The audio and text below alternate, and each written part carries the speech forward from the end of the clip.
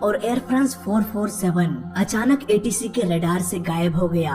किसी भी तरह का कोई भी सिग्नल नहीं मिला, न कोई इंजन फेलियर का वॉइस मैसेज, न ही कोई डैमेज की शिकायत। फिर भी ये प्लेन अचानक से कैसे गायब हो गया? क्या हुआ था इस प्लेन के साथ? क्यों कई सालों तक ये हादसा एक मिस्ट्री बन के रह गया? और 3 साल बाद हुआ एक चमत्कार जिसने सारे मिस्ट्रीज का पर्दाफाश करके रख दिया। आज की इस वीडियो में हम फ्लाइट 447 के मिस्टीरियस घटना और उसके पीछे के रहस्यों को उजागर करने वाले हैं। एयर फ्रांस फ्लाइट 447 31 मई 2009 ब्राजील के एक इंटरनेशनल एयरपोर्ट से रात के 10:30 में पेरिस के लिए उड़ान भरा। इस प्लेन में कुल 228 लोग सवार थे। ब्राजील से पेरिस जाने में लगभग 10 से 12 घंटे का वक्त लग जाता है और एयर फ्रांस 447 लगभग 3 घंटों का सफर कर चुका था। एटीसी लगातार संपर्क बनाए हुए थे। ये प्लेन अब समुद्र के बीचों बीच पहुंचने वाला था। तभी एटीसी का कंट्रोल प्लेन से टूट गया। समुद्र के बीचों बीच प्लेन से संपर्क टूटना नॉर्मल था, क्योंकि आमतौर पर ऐसे जगहों में प्लेन्स एटीसी के रेंज से बाहर चले जाते हैं। वहीं दूसरी ओर समुद्र के उस पार सेनेगल एटीसी भी प्लेन से संपर्क नहीं कर पा रहा था, क्योंकि उसका रेंज भी वहां तक नहीं पहुंच पा रहा था। ऐसे में सेनेगल एटीसी बस इंतजार कर सकता था कि कब प्लेन रेंज में आएगा और हम दोबारा से उससे संपर्क बना पाएंगे। समय बीतता गया और करीब आधे घंटे बाद भी प्लेन से दोबारा संपर्क नहीं हो पाया। प्लेन के लास्ट लोकेशन को ट्रैक करके फाइटर प्लेन्स को उस एरिया में छानबीन करने के लिए भेजा गया। सुबह होते होते प्लेन के कई सारे मलबे मिलना शुरू होने लगा। ये प्लेन मिस्टीरियस तरीके से क्रैश हो चुका था। फ्लाइट 447 के आने के इंतजार कर रहे पैसेंजर्स के रिलेटिव्स को ये पता ही नहीं चल पाया कि आखिर हुआ क्या, और उन्हें समझाना भी बहुत मुश्किल था। आखिर अचानक प्लेन कैसे क्रैश हो गया? इस घटना की इन्वेस्टिगेशन के लिए 2 टीम्स को सिलेक्ट किया गया। पहला ब्लैक बॉक्स को खोजने के लिए और दूसरा प्लेन के डेब्रिस और लाशों को रिकवर करने के लिए। हर दिन डेड बॉडीज को निकालकर उसके घर वालों को अंतिम संस्कार करने के लिए सौंप दिया जा रहा था। कुछ डेड बॉडीज पहचान में तो आ गए, लेकिन कुछ की हालत इतनी गंभीर थी कि उनके कपड़ों को देखकर पहचान किया जा रहा था। वहीं कुछ लोग ऐसे भी थे जिन्हें अपनों की लाशें भी नसीब नहीं हुआ। 16 दिन के खोजबीन के बाद भी 228 में से सिर्फ 50 बॉडीज को ही रिकवर किया गया। बाकी बचे लोग, प्लेन का ब्लैक बॉक्स, सब कुछ समुद्र के गहराइयों में खो चुका था और उस गहराई तक इन्वेस्टिगेशन की टीम भी नहीं पहुंच पा रहे थे। समुद्र की गहराई में जाकर ब्लैक बॉक्स को खोजने के लिए न्यूक्लियर सबमरीन का इस्तेमाल किया गया। ये सबमरीन्स ब्लैक बॉक्स से निकलने वाले अल्ट्रासोनिक सिग्नल्स को फाइंड करने की कोशिश कर रहे थे, वो भी जल्द से जल्द, क्योंकि ये ब्लैक बॉक्स सिर्फ 30 दिनों तक ही सिग्नल्स भेज सकता था। अगर 30 दिनों के अंदर इसे खोजा नहीं गया तो बाद में इसे खोजना बहुत मुश्किल हो सकता था। दिन गुजरता गया। हर रोज समुद्र में छानबीन करने के बाद भी रोज की तरह उन्हें खाली हाथ वापस आना पड़ता और फाइनली लगभग 12 महीने की खोजबीन के बाद भी 7000 स्क्वायर किलोमीटर छान मारने के बाद भी ब्लैक बॉक्स का कुछ भी पता नहीं चल पाया। समय के साथ साथ अब उम्मीदें भी खत्म होने लगी थी। घटना के 3 साल बाद 3 अप्रैल 2011 को एक प्राइवेट टीम WHOI का गठन किया गया और इस टीम ने एक चमत्कार कर दिखाया। उसने अपने टेक्नोलॉजी के बदौलत सिर्फ 30 दिनों के अंदर ही ब्लैक बॉक्स को खोज निकाला। इन्हें पता था कि समुद्र में छानबीन करने से कोई फायदा नहीं है। घास फूस धूल मिट्टी में ये ब्लैक बॉक्स कहीं दब गया होगा। इसीलिए उन्होंने कुछ ऐसे अंडर वाटर व्हीकल्स को समुद्र के अंदर भेजा जो कि फुल्ली ऑटोमेटिक था और इसे रिमोटली कंट्रोल भी किया जा सकता था। इन पनडुब्बियों की खास बात ये थी कि ये समुद्र की सतह को स्कैन कर सकता था और एक मैप तैयार कर सकता था, ठीक वैसे ही जैसे कि एक सैटेलाइट मून को स्कैन करके उबड़ खाबड़ जगहों की पता लगा लेता है। कुछ दिनों बाद स्कैन किए हुए पिक्चर्स में प्लेन का एक बड़ा हिस्सा समुद्र में दिखाई दिया। तुरंत ही वहाँ पर खोजी दल को भेजा गया और थोड़ी बहुत छानबीन करने के बाद फ्लाइट डाटा रिकॉर्डर और कॉकपिट वॉइस रिकॉर्डर दोनों को 3 साल बाद रिकवर कर लिया गया। और हैरानी की बात तो ये थी कि इन्होंने सिर्फ 30 दिनों के अंदर ही इस ब्लैक बॉक्स को खोज निकाला। घटना के 3 साल बाद अब वक्त आ चुका था इस मिस्ट्री से पर्दा उठाने का। ब्लैक बॉक्स ने जो कहानी सामने रखा उसने इन्वेस्टिगेटर्स का सोच ही बदल के रख दिया। तो आइए जानते हैं इस घटना के पीछे की कहानी इस केस स्टडी में। इस कहानी की शुरुआत करते हैं उड़ान के 3 घंटे बाद से, जब ये प्लेन ब्राजील एटीसी के संपर्क से बाहर हो गया। एटीसी को लग रहा था कि ये हमारे रेंज से बाहर चला गया होगा। वहीं समुद्र के उस पार पेरिस के एटीसी भी कांटेक्ट नहीं कर पा रहे थे। उन्हें भी यही लग रहा था कि कुछ ही मिनट्स बाद हम प्लेन से संपर्क बना लेंगे। पर फ्लाइट 447 असल में एक भयानक मुसीबत में फंस चुका था। ये प्लेन तूफानी बादलों के बीच घुस चुका था। हालांकि प्लेन में वेदर रडार भी होता है जो मौसम की जानकारी पायलट्स को बताता है, पर यह रडार सिर्फ जानकारी प्रोवाइड करता है, प्लेन को प्रोटेक्ट नहीं करता। अब क्योंकि ये एक प्लेन था, सड़क पर चलती हुई कोई गाड़ी नहीं कि आगे अगर रास्ता खराब है तो उसे रोककर बैक गियर लगा के पीछे की ओर कल्टी मार ले। नहीं, प्लेन के साथ ऐसा नहीं किया जा सकता।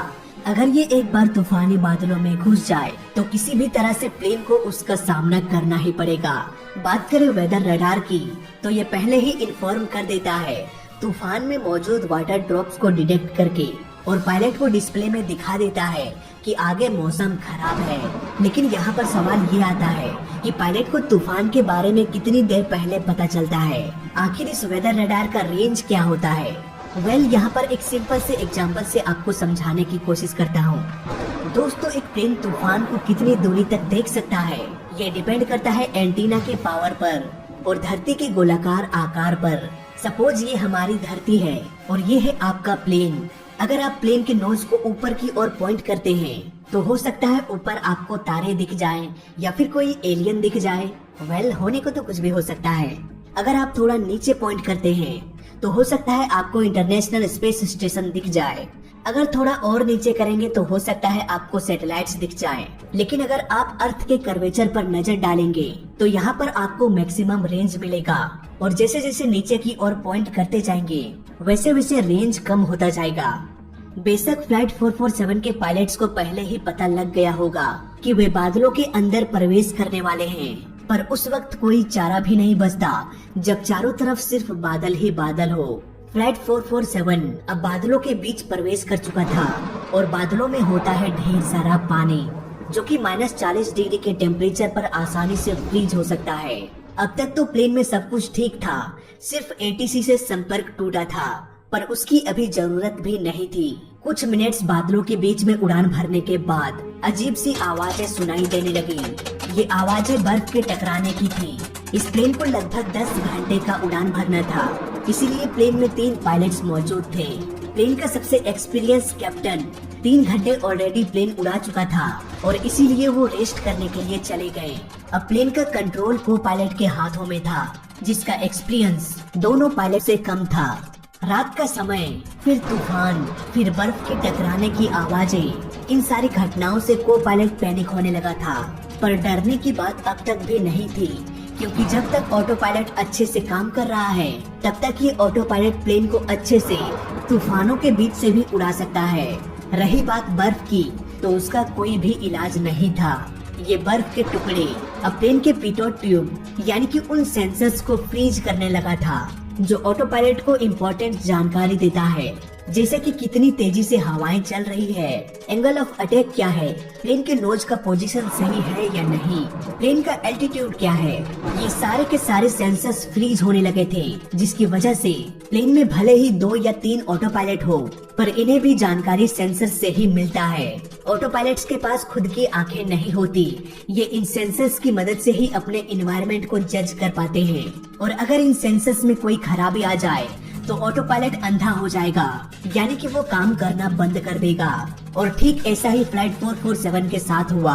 पीटर ट्यूब आइस के कारण ब्लॉक हो गया, जिसकी वजह से ऑटो पायलट भी डिसएंगेज हो गया।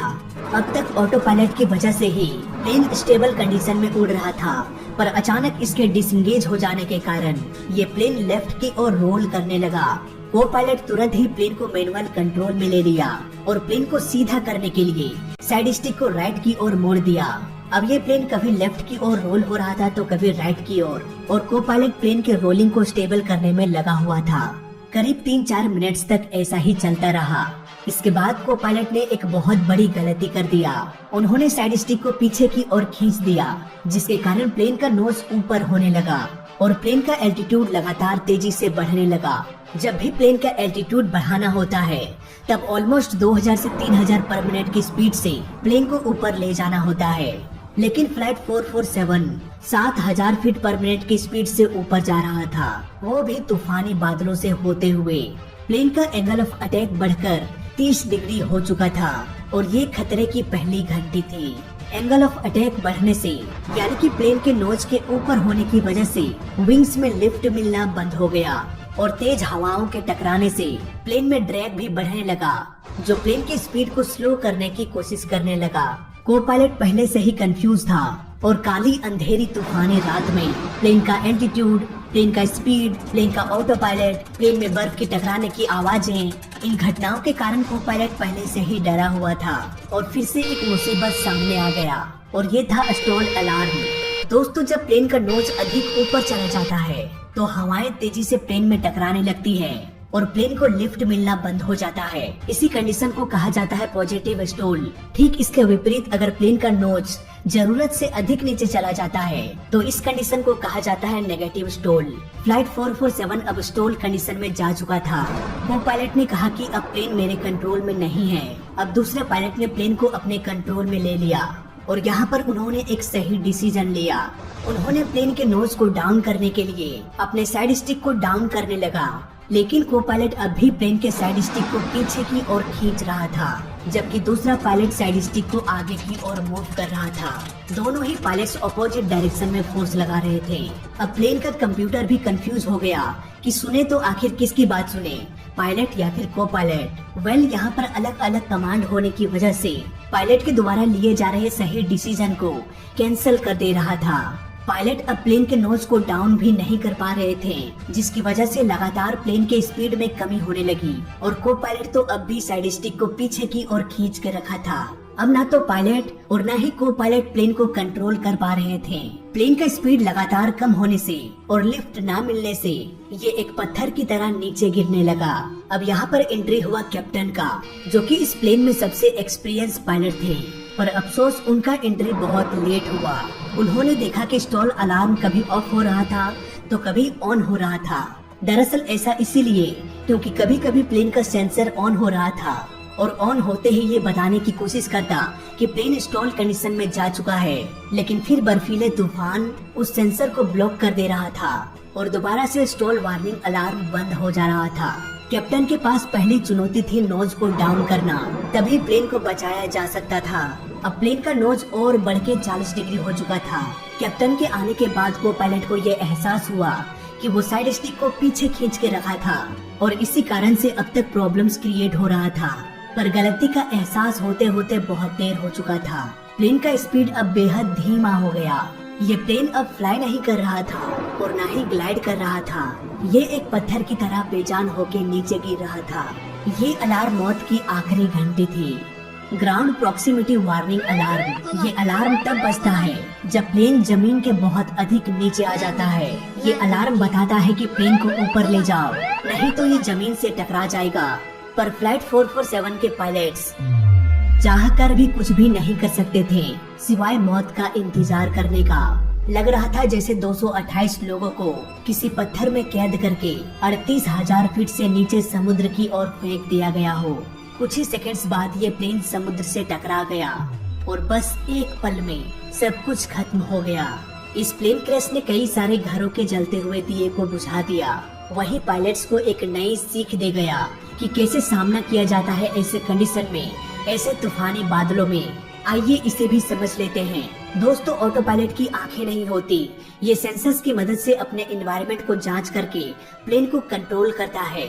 अगर आपका प्लेन बादलों के अंदर दाखिल नहीं हुआ है तो आप इसे अवॉइड करके दूसरे डायरेक्शन में जा सकते हैं, लेकिन अगर आप इसके अंदर चले जाते हैं तो बस एक ही ऑप्शन बच जाता है, जब तक ये क्लाउड्स खत्म ना हो जाए प्लेन को उसी तरह उड़ाते रहो, चाहे प्लेन कितना भी हिले, कितना भी डोले, कितना भी रोल हो जाए।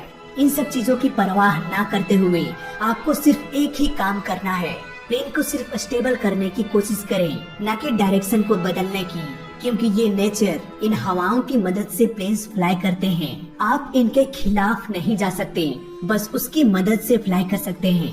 भले ही प्लेन के सारे सेंसर्स डेड हो जाए, भले ही ऑटो पायलट अपना काम करना बंद कर दे, चाहे इंजन फेलियर ही क्यों न हो जाए, आपको सिर्फ एक ही काम करना है, बस प्लेन को सीधा उड़ाते रहना और कुछ नहीं। हालांकि खराब सेंसर्स की वजह से थोड़ी बहुत प्रॉब्लम्स हो सकती है, लेकिन कम से कम इतना बड़ा हादसा तो नहीं होगा।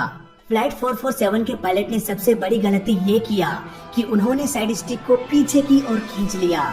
आमतौर पर को पायलट्स का एक्सपीरियंस कम होता है और ऐसे भयानक सिचुएशन में अक्सर लोग घबरा जाते हैं। काली अंधेरी रात, खराब सेंसर, खराब ऑटो पायलट, बर्फ की टकराने की आवाजें, स्टॉल वार्निंग अलार्म, इतने सारे प्रॉब्लम्स एक ऐसे पायलट के साथ आता है जिसे बहुत ही कम एक्सपीरियंस है। ऐसे प्लेन का क्या होगा आप समझ सकते हैं। यहाँ पर सवाल ये आता है कि अब भी बहुत सारे को पायलट्स ऐसे हैं जिनके पास कम एक्सपीरियंस है। आज भी प्लेन्स तूफानी बादलों में इंटर कर जाते हैं। तो क्या ऐसी घटना दोबारा हो सकती है? जी हाँ। Hey guys,